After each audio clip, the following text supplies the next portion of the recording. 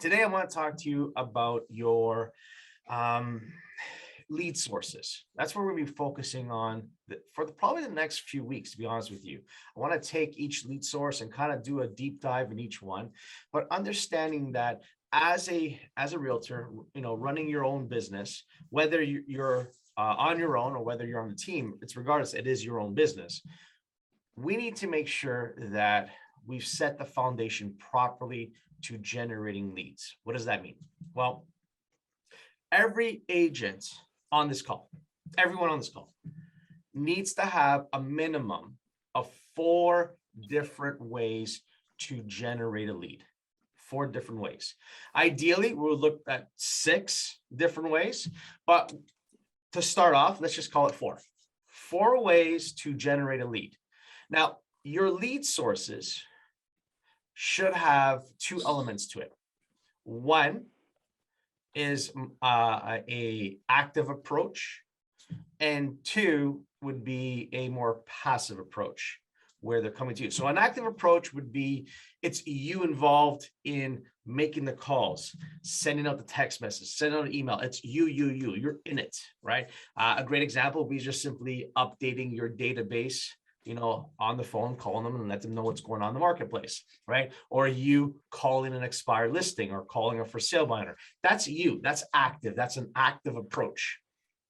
A passive approach would be more of, let's say, shooting a video, putting it out there and having a call to action attached to that video, where once you do that video and put it out there, it is now a passive approach in generating the lead.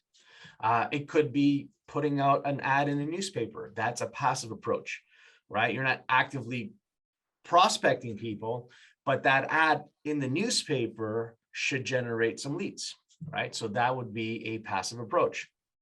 Sending out a bulk email is a passive approach. So basically, passive approaches should be items or action items that you necessarily don't have to be there. Someone else can do it for you, right? We talk about when we're circle dialing and calling around a brand new listing or sale.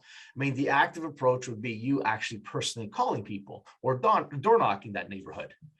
A passive approach would be recording a message on a platform like Slide Broadcast, and then having that message put out there to that neighborhood, right? So that would be a passive approach. So regardless of what your lead sources are, doesn't matter what they are, you need to have action items in there that both work passively and actively, right? That you need that balance, right? You don't want to be all in with the active approach because burnout will definitely set in. You get tired of making those calls. And on the same token, you don't want it to be simply passively, just passively, because you're not going to get the results you deserve, right? You need to have that balance between active and passive. So that being said, right, when we look at a good lead source to be working, how do we know whether we should be putting that in our business plan, whether we should have that particular lead source in our business plan? And the answer to that really is, how have you performed in that lead source in the past? Like, look at your history, right? Were you effective in doing open houses? Were you effective with circle prospecting? What resonated with you? What made sense with you? How were you with your social media, right? Or online leads, right? Did that resonate with you? Did that work for you? So looking at what you've done in the past is a great indication. Now, if you're a brand new agent on this call and I'm on a team, you're like, hey, Danny, I really don't know. I just got licensed this year and I don't have enough of a history to say which of my 4 lead sources I should be working, right? And that's a great question. So what I would recommend everyone look into is the lead generation systems book, which is in the Illum. It's in, simply go into the resource center, type in lead generation systems book. And in here, you have the 30 different ways that you can generate a lead. And there's an overview, there's a system, and there's your expectations from it. So I would look into that first, be making that decision of what 4 to 6 lead sources you want to work. All right. So once you've established that, hey, I want to work this lead source. Great. The next thing is, what's your benchmark? What are you looking for, like in number of transactions from that particular lead source, right? You can't just pick something thin out of the air and say, hey, I'm going to do open houses, and with open houses, I should get 20 deals. How do you come up with that metrics? Where do you come up with that number, right? So each lead source that you decide then needs to have a goal. We're going for this. Okay. Now, how do we measure that? Now, not every lead source we have metrics for them, unfortunately, but I can give you the ones that we do know. Okay. Like, for example, your past clients / COI database. And that is people that you know. It's that pool of people, friends, family, neighbors, past clients, everyone that you've worked with. I mean, I'm including your mechanic in this. I'm including your doctor, your dentist, anyone that you've paid money to, right? They should be in that pool of people, right? A good example would be if you're walking down the street and someone's waving, hey, Danny, and you're like, hey, I know that person. I know, I just don't remember their name, but I know that person from somewhere. See, that person should be in this database, in this past client COI database. Everyone else that's walking by you should not. They should not be in your database, right? So when you look at that nice old lady that you had a conversation with at Circle Prospecting, who doesn't really know you, but had a great conversation with you on the phone, they should not be in your database. So no leads, no online leads. It's just people that actually know you. Okay. So when we strip it down to that, let's pretend simple numbers that you know 200 people, right? You want to put them together in a list. So the goal is now, how many deals should I get from these 200 people, right? And our measuring stick, and this is stuff that we've kept track of for years now. This is probably one of our biggest, without question, it is our biggest lead source, would be people that you know. And based upon the numbers, you can write this down. You should be getting 10 to 15% from that database. So what does that mean? Well, if I have 200 people, each and every year, I should be getting 20 to 30 transactions just from those 200 people, each and every year, without question, like each and every single year. It's not like 1 year and then next year we're going down. No, it's each and every year you should be getting that business. Now, the only way you do that is by following an action plan. Okay. And the action plan needs to have both that active and passive items or elements or actions items that you're going to do, right? We're going to follow these action items, but we know with the database, we are getting 10%, right? When we look at online leads, okay, online leads. So online leads would be your website with some landing pages and call to actions in them, right? They would be any Google advertisement that you do, even a YouTube advertisement, right? So that's what we consider online. When we look at social media, which is a different animal, we're looking at stuff like Instagram and Facebook primarily, right? Ads on Facebook, ads on Instagram. And you're probably wondering, well, Danny, what's the difference? It's still online. Well, the difference is this, and you can write this down. We know that for every 100 leads, you'll get one transaction. That's what you should be getting from social media leads. And that's Facebook and Instagram. So it's a 1% return, right? Online, it's more 2 to 3%. That's what you're getting with online, right? And the reason why it's simply the difference between an impulse buyer, which is what you get, someone swipes, oh, I like this, and they're like clicking. An impulse buyer versus a research buyer, someone who's typing in there, hey, homes for sale in this particular area. That's really the difference. The online are people that are going in and like, I'm researching this. I'm looking for this property. I'm looking for this area. What's for sale? They're doing the research. They're just further down the line in the buying process. than, let's say, someone who is just, hey, that's a neat ad, let's keep going. Oh, that's neat. And then, with Facebook, as soon as you tap on it, it has all your contact information in it. It just auto populates. And it's like, they're not really in the mood, but they're still thinking about it. So social media leads are less. That's just the way it is. Now, why do we do both? Well, quite simply, social media leads are least expensive than online leads. Like when you're paying for Google ads and your website, it is a bit more expensive than just a simple Facebook ad, right? So those would be your return. So online, it's 2 to 3%. Social media is 1%.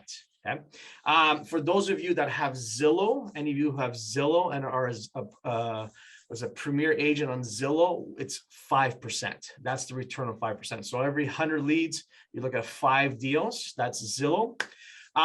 When we look at geographical farming, okay, geographical farming, you can write this down. What's my return geographical farming? Any farm area. The number one thing we have to look at is what is the turnover rate in that farm area. So minimum standard that we're looking for is when you select a geographical farm area, we need to have at least a 6% turnover. So if I pick an area that has 1,000 homes, what that simply means is in the last 12 months, we had 60 homes that came up for sale and actually sold. Right. So that's important, is we have a 6% turnover rate. Once we pick that area and we know, hey, this is great, we got a 6% turnover area, that's fantastic. Well, the key to that, Jeffrey, the question is, how do you know how many homes in the area? You first start off by going into either US Postal or Canada Post and figuring out the postal routes for a specific neighborhood. When you do that, they'll actually tell you how many units or how many homes are in that particular postal route. You simply calculate the postal route together and figure, okay, I need 2 postal routes or I need 3 postal routes to make, for example, 1,000 homes. Then what you need to do is go into your MLS system, knowing the postal routes, knowing the area, do a map search on your MLS system and see, okay, what happened in the last 12 months? How many homes came up and how many sold? You can do that with the search. Now, what I would recommend is do it the last 12 months because it's a good indication, because the market's been pretty crazy. But I would take it further and do all of 2019. Like go from January 1st of 2019 to like December 31st, 2019, because 2019 was a boring year. It was nothing special going on. There was no pandemic. It was just pretty, we're selling homes, yes and no, but that would give you a good indication of what's a typical year look like in that marketplace. Okay, so once you have that, and let's just call it, it's a 6% turnover rate. We've got 1,000 homes. That means 60 homes came up and sold. So then the goal should be for you to get in your first year of geographical farming, you need to get 10% of the business. So out of the 60 deals, we're looking at 6 transactions. That would be a healthy goal. After the second year of doing geographical farming in a neighborhood, we're looking at a 20% market share. So you're going from 6 transactions to 12 transactions in that 1,000 home geographical farm, right? So those are the numbers we know. The only other one I can share with you is open houses, right? We have a measuring stick for open houses or a benchmark, and that is for every mega open house that you do, you should get a 1-to-1 relation. So for every mega open house, you should get a transaction, right? I know that's not always the case, right? But that is the metrics we're looking for. So if I do a mega open house, my goal should be I'm either getting a new listing or a new sale out of a new buyer out of it. That is the goal, right? So those are the metrics that we have. Now, look at yourself. Keeping track of your hours of power. Keeping track of who you're talking to, how many leads do you generate, keeping track. See, this is the key, is knowing what your benchmarks are. What are your numbers? Like, I know our top producers, they keep track of their KPIs like crazy, because it's very, very important. Knowing that, hey, for every, 14 for sale owners that I call, I pick up a new listing. That's brilliant, knowing your KPIs. And then the great news is this: you only need to know after, I would say, 90 days. Keeping track of 90 days will give you a great indication of where you're at with your numbers. Keeping track of it for 6 months obviously gives you even a better one. And of course, keeping track for an entire year really gives you a good indication of your benchmarks for whatever lead sources you have. So today, we're talking about you need to have a minimum of 4 lead sources in your marketplace. We need to have a goal for each one, but then most importantly, each of the lead sources, you need to have action items. Like, what are the steps that you're going to take? And these steps need to be divided up between you actively pursuing that particular lead, and of course, a passive one where someone else or some company, or even just you yourself, could set it up in a way that it's passively going out there. So they're hearing you, that you're loving on that lead source passively so that you don't burn out, right? That is going to be the foundation to your business, right? So guess what your homework is? Your homework is to, if you don't have it already, pick your 4 lead sources. And I'm going to tell you right now that your past client center influence database will be one of your lead sources. Will be number 1 without question, right? And I know that many of you are like, hey, but Danny, I don't like calling my database. Well, it's tough. You're not begging for business. And tomorrow I'll go in depth on what you need to do with your database, right? So it doesn't feel like you're begging for business. Okay. So that's homework number 1, is you need to pick 4 lead sources minimum.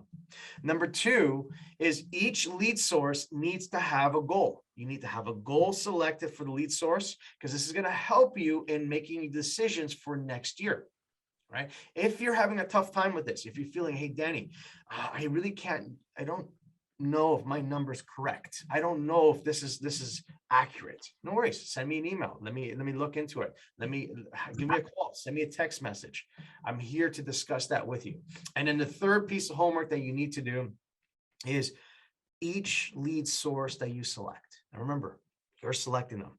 I only pick 1 for you, and that's people you know. That's the only one I ask. Your database you have to do, but the other 3 are completely up to you. I don't care what you do. You know who you are, right? You go ahead and decide. But what you need to have are action items for each lead source. What are you going to do to stay top of mind in that particular lead source for that particular person, like that group of people, because that's what it is, right? And it needs to be divided up between some stuff that you have to do and some stuff that's kind of automated, some passive, right? So that is your homework assignment. Does anyone have any questions, concerns, anything regarding what I just discussed today? Wow. Okay. Crickets. And then if that's the case, please unmute yourself. Please unmute yourself. All right. Everybody unmuted? Pretty much. I got some guys. All right. Everyone's unmuted. So you know what? I'm just curious. What day is today? Money making day. Yeah, that's right. I don't feel the energy. I'm not going to lie, guys. It's Monday morning. Hey, you guys are awesome. Have a powerful day, and I'll talk to all of you tomorrow. Thanks so much. Thanks, Danny. Thanks. Bye.